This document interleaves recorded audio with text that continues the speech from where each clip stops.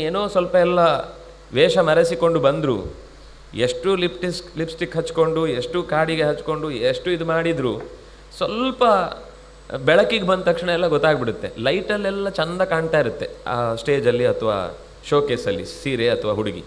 ಅದು ಈಚೆ ಬಂದರೆ ಸರಿಯಾದ ಬೆಳಕಿಗೆ ಬಂದಾಗ ಗೊತ್ತಾಗುತ್ತೆ, ಓ ಇದು ಏನೋ ಎಫೆಕ್ಟ್ ಇದೆ ಅಂತ. ಹಾಗೆ ನೀನು ನೋಡಿದರೆ ಸಹಜವಾದ ವ್ಯಕ್ತಿ ಅಲ್ಲ, ನೇರವಾಗಿ. ಆದರೆ ಅವಮಾನ ಮಾಡಲಿಲ್ಲ. ಅಲ್ಲಿ ಹೇಳುವ ಶಬ್ದ ನೋಡಿ,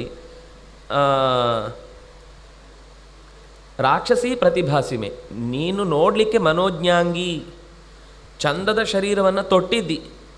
ಆದರೆ ನಿನ್ನ ಯಾಕೆಂದ್ರೆ ತತ್ವಮಿಚ್ಛಾಮಿ, ಯಾರು ಹೆಣ್ಮಕ್ಳು ನೀವ್ಯಾರು ಹೇಳಿ ಹಾಗೆ ಹೀಗೆ ಅಂತ ಜೋರು ಮಾಡಿ ಕೇಳಲ್ಲ. ಯಾರು ನಿಮ್ಮ ಬಗ್ಗೆ ತಿಳ್ಕೊಳ್ಬೇಕು ಅಂತ, ನೀವ್ಯಾರು ಅಂತ ಕೇಳೋದ್ರಲ್ಲೇ ಟೋನಲ್ಲೇ ಗೊತ್ತಾಗುತ್ತೆ. ನಿಮ್ಮ ಬಗ್ಗೆ ಸ್ವಲ್ಪ ತಿಳ್ಕೊಳ್ಬೇಕು, ನೀವು ಇಲ್ಲಿ ಇಷ್ಟು ದಿವಸ ಕಂಡಿರಲಿಲ್ಲ, ಯಾರು ನೀವು ಅಂತ ಕೇಳುವುದಕ್ಕೂ, ಈ ಜಾಗದ ಒಡೆಯ ನಾನು ಅನ್ನುವ ರೀತಿ ನೀವು ಮಾತಾಡ್ತಾ ಇದ್ದೀರಿ ಅಂದರೆ ಈ ಸ್ವಭಾವ ಸ್ವಲ್ಪ ರಾಕ್ಷಸರದ್ದೇ, ದುಷ್ಟ ಜನರದ್ದೇ. ಅದರಿಂದ ನೀನು ರಾಕ್ಷಸಿ ಅಂತ ಕಾಣ್ತಾ ಇದ್ದಿ ನನಗೆ. ಯಾರು ನೀನು ಅಂದರೆ ನೀನು ನನ್ನ ಹತ್ರ ಸುಳ್ಳು ಹೇಳಿಕ್ಕೆ ಬರಬೇಡ ಅಂತ. ಅದು ಇಂಡೈರೆಕ್ಟ್ ಸ್ಪೀಚ್. ಅದು ನಿನ್ನ ಬಗ್ಗೆ ಸ್ವಲ್ಪ ಗೊತ್ತಾಗಿದೆ, ನೀನೇ ಸ್ವಲ್ಪ ಬಿಡಿಸಿ ನಿನ್ನ ಬಗ್ಗೆ ಹೇಳಬಹುದು. ಅರಣ್ಯಂ ವಿಚರಾಮೀದಂ, ಅವಳು ಶ್ರೂಯತಾಂ ಇಹವಾ ಕಿನ್ನಿಮಿತ್ತಂ ತ್ವಂ ಆಗತಾ ಬ್ರೂಹಿ ತತ್ವತಃ, ನೀನು ಕೂಡ ಇಲ್ಲಿಗೆ ಯಾಕೆ ಬಂದಿ ಅಂತ ಹೇಳು. ಕಿನ್ನಿಮಿತ್ತಂ ಆಗತಾಸಿ ಬ್ರೂಹಿ ತತ್ವತಃ, ನನಗೂ ನೀನು ಯಥಾವತ್ತಾಗಿ ಹೇಳು. ಯಾಕಂದ್ರೆ ನಾನೆಲ್ಲವೂ ಹೇಳಿದ್ದೇನೆ, ನನಗೆ ಕೇಳುವ ರೈಟ್ಸ್ ಇದೆ. ನಾನೆನ್ನ ಎಲ್ಲ ಸಂಗತಿಗಳನ್ನು ಹೇಳಿದ್ದೇನೆ ಅಂದಮೇಲೆ ನೀನು ನಿನ್ನ ಎಲ್ಲ ಸಂಗತಿಗಳನ್ನು ನನಗೆ ಹೇಳಬೇಕು.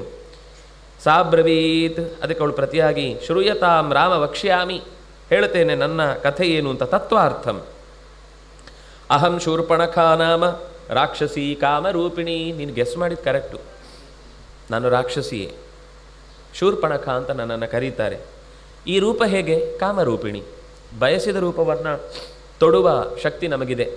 ಎಷ್ಟೇ ಬಯಸಿ ತೊಟ್ಟ ರೂಪ, ಅದರಲ್ಲಿ ವಿಕಾರ ಒಳಗಿಂದ ಕಂಡೇ ಕಾಣುತ್ತೆ, ಅದನ್ನು ತಪ್ಪಿಸ್ಲಿಕ್ಕೆ ಸಾಧ್ಯವೇ ಇಲ್ಲ.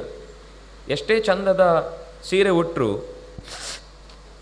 ಅಥವಾ ಬಣ್ಣಗಳನ್ನು ಹಚ್ಚಿಕೊಂಡ್ರು, ನಿಜವಾದ ವ್ಯಕ್ತಿತ್ವ ಸ್ವಲ್ಪ ಎಲ್ಲ ಚಂದ ಕಾಣ್ತಾ ಇರುತ್ತೆ.